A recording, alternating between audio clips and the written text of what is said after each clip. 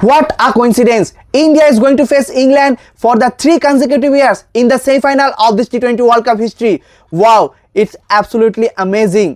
तो फिर इस सेमीफाइनल से पहले वानखेड़े के इस मैदान पे कौन सी टीम है आगे, कौन सी टीम के पास एज है, किसकी प्लेइंग 11 में चेंजेस नजर आएगा, गेम प्लान क्या होने वाला है, पिच कंडीशन क्या होने वाला है, सब डिस्कस करेंगे। लेकिन दूसरी तरफ न्यूजीलैंड ग्रवेल South Africa, was it a choking by South Africa again? Will discover everything. इस वीडियो को अंत तक देखिए और सब्सक्राइब कीजिए स्पोर्ट्स डिटेल्स। साउथ अफ्रीका एक बार फिर से न्यूजीलैंड से हार गया। मेंस टी20 वर्ल्ड कप में 5-0 का जो टैग था साउथ अफ्रीका के पास, उस एज को आप काम में नहीं लगा पाया। और कुदरत के करिश्माएं देखिए, चाहे वो साउथ अफ्रीका हो या फिर न्यूजीलैंड, दोनों ही टीम इस टूर्नामेंट में सिर्फ एक मैच हारे हैं। लेकिन फिर भी न्यूजीलैंड है फाइनल में और south Africa is disqualified from the tournament. लेकिन जब कोच शुक्री कॉर्नर से प्रेस कॉन्फ्रेंस में पूछा गया कि साउथ अफ्रीका एक बार फिर से चोक कर गया, तो फिर उन्होंने कहा this is not choking, choking is something when you are winning but end up losing the match, but in this match we have completely lost. क्या आप इस बात से एग्री करते हो? क्या आपको लगता है कि साउथ अफ्रीका एक बार फिर से चोक कर गया, या फिर इट वॉज अ रियल ग्रवेल और या फिर it was something else? You can comment in the comment box. New Zealand ऐसा क्या किया? न्यूजीलैंड कंप्लीट प्लानिंग के साथ आया था। जी हाँ, कोले मैकॉनकाई जो अपने पहले ओवर में एक के बाद एक लगातार 2 विकेट चटका दिया, ऑन अ हैट्रिक में था। लेकिन उसके बाद भी कोले मैकॉनकी को एक भी गेंदबाजी करने को नहीं मौका मिला। जी हाँ, राइट आर्म ऑफ स्पिनर है और इसीलिए राइट हैंड बैट्समैन के सामने उनको नहीं लाया गया। यहाँ तक कि डेविड मिलर के सामने भी सचिन रविंद्र को ही गेंदबाजी करवाया और आखिरकार Sachin Ravindra left arm Orthodox bowler होके भी डेविड मिलर का विकेट लेके गया। देखिए, T20 मैचेस में आप इतना बड़ा स्टेज में आके कंसेक्यूटिव विकेट नहीं लॉस कर सकते हो। अगर एक विकेट लॉस किया तो आपको एक और पार्टनरशिप बिल्ड करने के लिए देखना होगा। लेकिन साउथ अफ्रीका एक बार नहीं, 2 बार नहीं, बल्कि 3 बार ऐसा किया कि लगातार 2 विकेट खो दिए। काफ़ी बार साउथ अफ्रीका पार्टनरशिप बनाने में असमर्थ रहा और न्यूजीलैंड के बॉलर्स अच्छे तरीके से अपने प्लानिंग को इस्तेमाल किया, जिसके चलते सिर्फ 170 रन ईडन की ऐसे छोटे ग्राउंड पर, जबकि बोला था 250 जहाँ चेस कर जाते हो, वह 170 क्या है। न्यूजीलैंड के बैटर्स तो इस गेम को पहले ही खत्म कर दिया, पहले 6 ओवर में 84 run, thanks to Finn Allen and Tim Shepherd. What an incredible start. और इसी के साथ सबसे सफल जोड़ी बन चुका है T20 वर्ल्ड कप की हिस्ट्री में। ओपनिंग पार्टनरशिप में हाईएस्ट रन बनाया है टीम शेफर्ड और फिन एलन की इस इनक्रेडिबल जोड़ी ने। और ना जाने कि कोलकाता के लोग बहुत ही खुश है। 15 दिन बाद से जो IPL होने वाला है, उसमें कोलकाता नाइट राइडर्स की जर्सी से ही देखेंगे हम इस दोनों ही खिलाड़ी को। इवन नंबर 3 पे जो सचिन रविंद्र आया वो भी, हालांकि वो 3 तो एक साथ नहीं खेल पाएंगे, लेकिन इस मैच को देखने के बाद खास करके ईडन गार्डन की पिच में फिन एलन 33 गेंदों में सेंचुरी बनाया है यार। T20 वर्ल्ड कप की हिस्ट्री में हाईएस्ट है। इसके पहले क्रिस गेल का 47 गेंद में था, उस रिकॉर्ड को तोड़ दिया है। तो फिर कोलकाता नाइट राइडर्स तो आप डेफिनेटली सोचेंगे कि क्या इस प्लेयर को एज ए ओपनर खिलाया जा सकता है। India versus England, second semifinal of this T20 world cup. New Zealand already advance to the final. Now whose turn is this?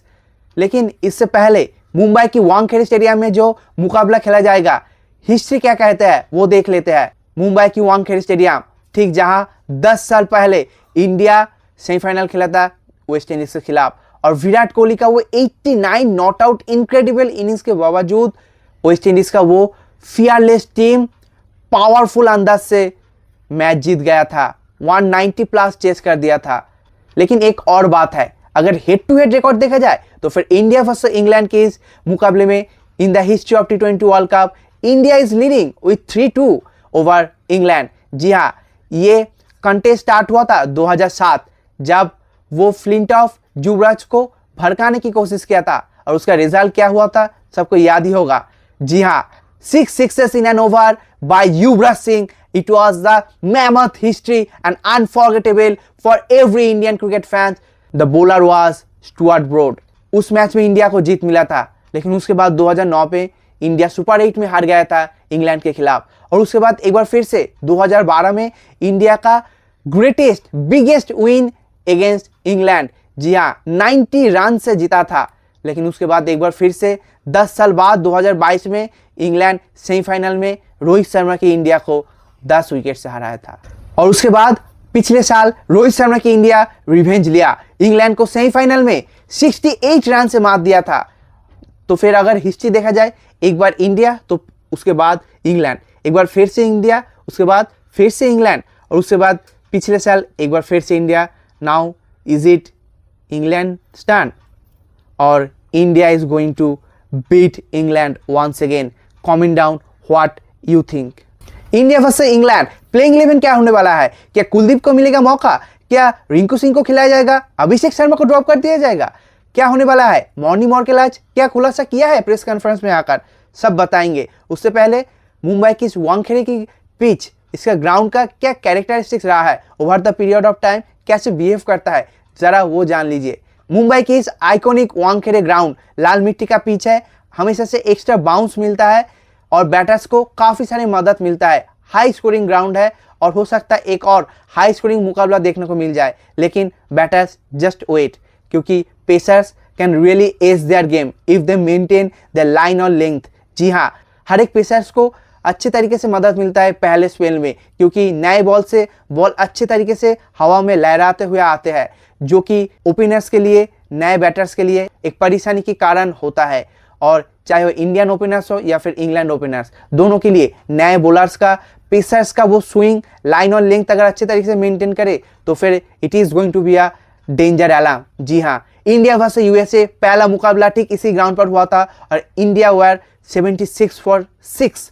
That was hell of a very difficult phase for team India, but thanks to captain Surya Kumar Yadav, India के पास काफ़ी सारे opportunities है। अगर spinners को देखा जाए तो फिर इंडिया के पास वरुण चक्रवर्ती है, जो कि मिस्ट्री स्पिनर है और अपनी मिस्ट्री को अच्छे तरीके से इस्तेमाल कर पाए तो फिर इंग्लैंड बैटर्स जैसे हमेशा से उनको पढ़ नहीं पाया है, एक बार फिर से वही देखने को मिल सकता है। और रिमेंबर, पिछले बार जब इंडिया वर्सेस इंग्लैंड का एक बायलैटरल सीरीज हुआ था तो फिर लास्ट मैच वानखेड़े में खेला गया था और उसमें अभिषेक शर्मा की हाईएस्ट रन, जी हाँ 135 रन की वो मेहनत innings, what a fearless innings that was in just 54 balls, इसी इंग्लैंड टीम के खिलाफ आया था। We can really hope for Abhishek Sharma to turn the game around for team India. तो फिर अब इंडिया की प्लेइंग 11 की बात किया जाए, मोर और लेस हमें लगता है ये सेम ही होने वाला है।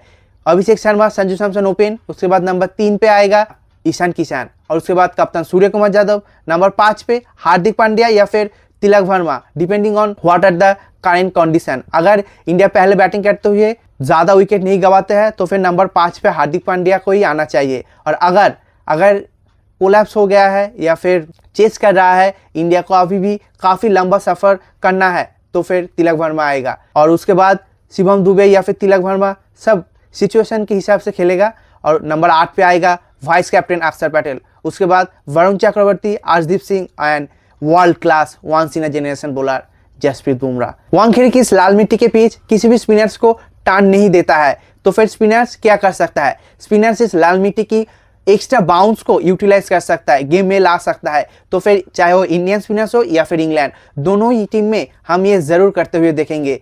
तो अब अगर इंग्लैंड की गेम प्लान की बात किया जाए तो इंग्लैंड काफ़ी ज़्यादा इस बार विल जैक्स के ऊपर रिलाई किया है, जो कि अब तक 7 में से जो 6 मैच जीता है इंग्लैंड, उनमें से 4 मैच में तो प्लेयर ऑफ द मैच के अवार्ड विल जैक्स ही लेकर गया है। शेन वॉटसन के उस एक टूर्नामेंट में, एक T20 वर्ल्ड कप में 4 मैच में प्लेयर ऑफ द मैच बनने का वो रिकॉर्ड को वो छू लिया है और इंडिया को एक बार फिर से बनने के लिए रोकना होगा विल जैक्स को। विल जैक्स एकमात्र राइट आर्म ऑफ स्पिनर है इस टीम में, जो कि इंडियन लेफ्टी बैटर्स के सामने परेशानी के कारण हो सकता है, जो कि हमें लगता नहीं उतना ज़्यादा होना चाहिए। इंडियन बैटर्स अब तक बहुत अच्छे तरीके से खेलता हुआ आया है, हर एक गेंदबाज को अच्छे तरीके से मैनेज किया है और ग्राउंडेड शॉट गैप को बहुत अच्छे तरीके से इस्तेमाल करते हुए आया है पिछले कुछ मुकाबले में, खास करके साउथ अफ्रीका से डिफीट मिलने के बाद। तो फिर Indian batters are on fire. फिर देखने वाली बात यह है कि विल जैक्स के खिलाफ इंडियन बैटर किस तरीके से खेलता है, कितना स्ट्राइक रेट से खेलता है, कैसे टैकल करता है। और इनके अलावा जो इंग्लैंड की मेन स्पिनर है वो है आदिल रशीद, जो कि राइट आर्म लेग स्पिनर है।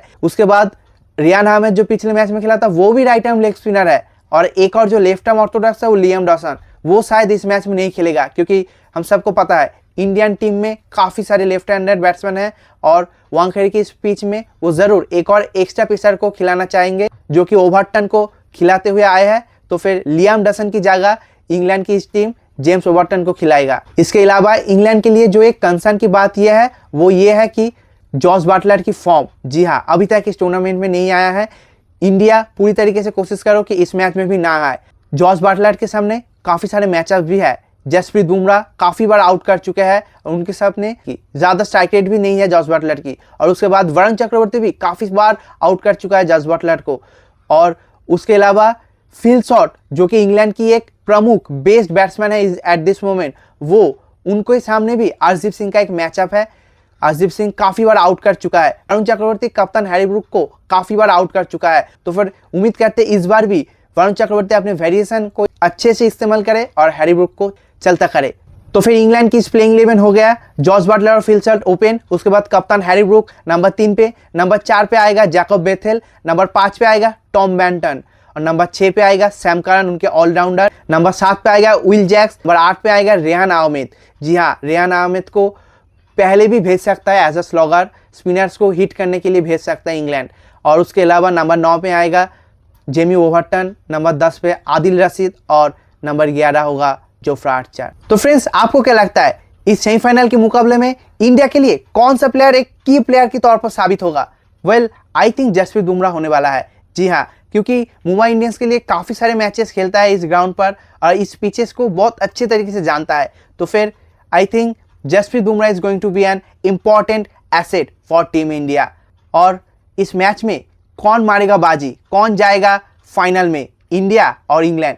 Comment down what's your choice. And video अच्छी लगी तो लाइक और दोस्तों के साथ ज़रूर शेयर कर देना और स्पोर्ट्स टूटेल्स को जल्दी से सब्सक्राइब कर लेना और इंस्टाग्राम में भी जाके फॉलो कर देना।